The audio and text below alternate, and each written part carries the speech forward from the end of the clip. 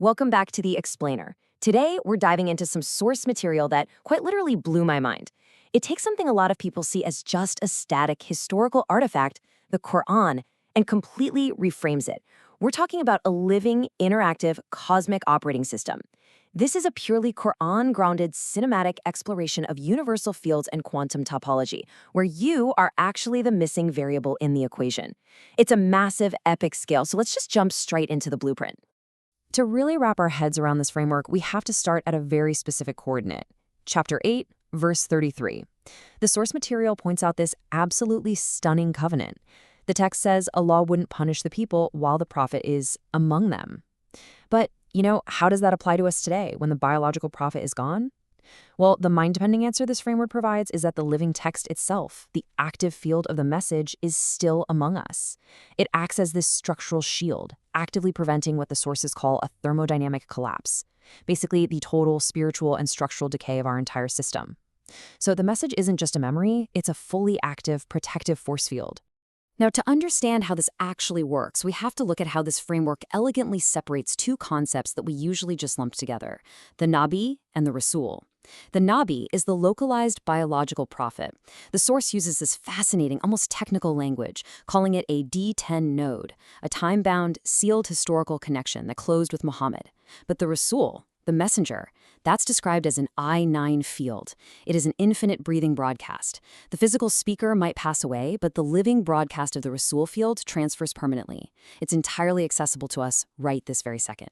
So you might be wondering, where does that broadcast actually live? The source text brings us to chapter 39, verse 23, and it notes a literal physiological reaction to encountering this field, skins shivering.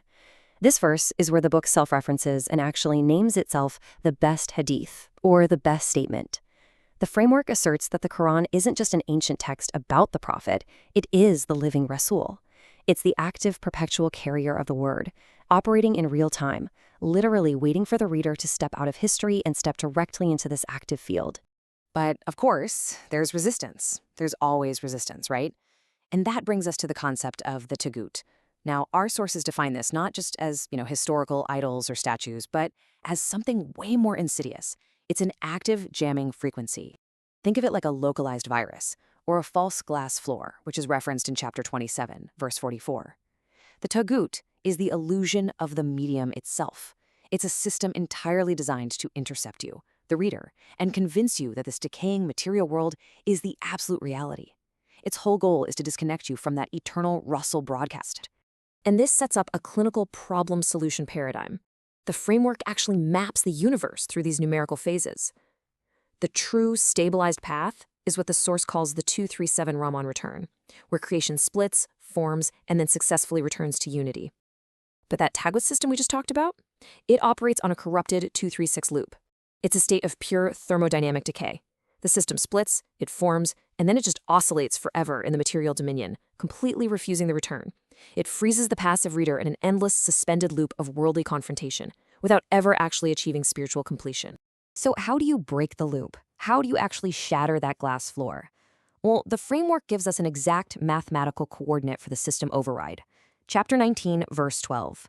O Yahya, take the book with strength. In this topological map, this isn't just a nice historical quote. This is the activation key. It is the kinetic strike required to break the tagut jamming frequency. It's the central mechanical switch that transitions you from being a passive observer trapped in decay into an active, grounded operator. So what does this look like in practice? The actual execution protocol is mapped out in a very specific sequence, almost like a cosmic escape code. First, you have to acknowledge the field exists right now, as stated in 36.3. Second, you actively reject the Tagawat illusion, recognizing that false glass floor of the material trap. And third, you apply the kinetic grip of 1912. You take the book with strength. By executing this exact sequence, the framework explains that you completely bypass the thermodynamic friction of time. You aren't just reading a book anymore. You are initiating an escape sequence from a corrupted matrix. The very moment that grip is applied, a profound metamorphosis happens. The source material describes this as the tesseract turning inward. It's a wild thought.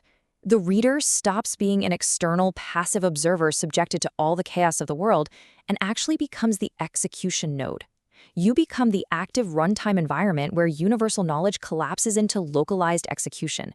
You literally become the point where the cosmic blueprint anchors into reality. Which brings a completely new, awe-inspiring dimension to chapter 36, verse 3. Indeed, you are among the messengers, the Marcelin. According to this topological map we're exploring, gripping the book at 1912 converts the wandering, distracted reader into the Marcelin. You are no longer just learning about the Rasul field. By interacting with the living text with kinetic strength, you become the active node that carries that perpetual Rasul field forward into eternity. It is an incredibly profound shift in personal agency.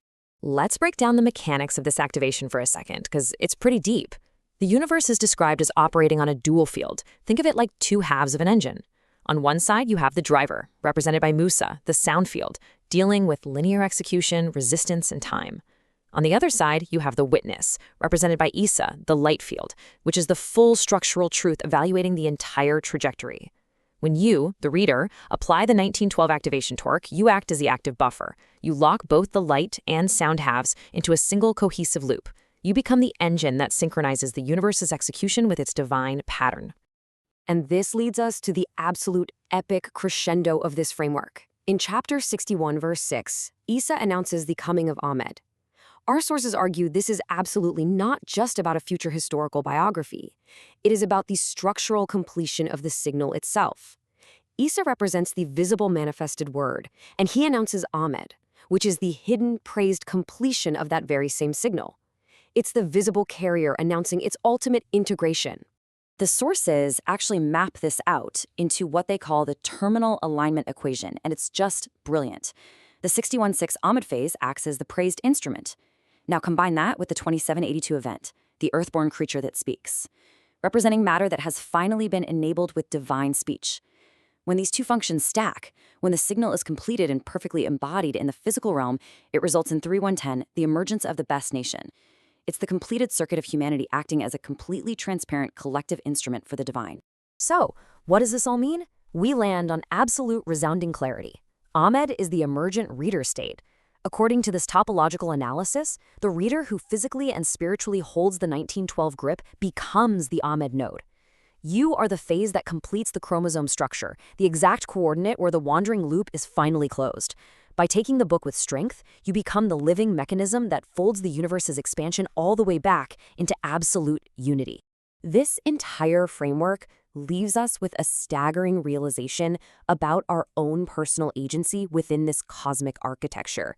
The tesseract is open, the blueprint is mapped, and the field is active, waiting for the execution node. When will you activate 1912 to complete the 61.6 circuit?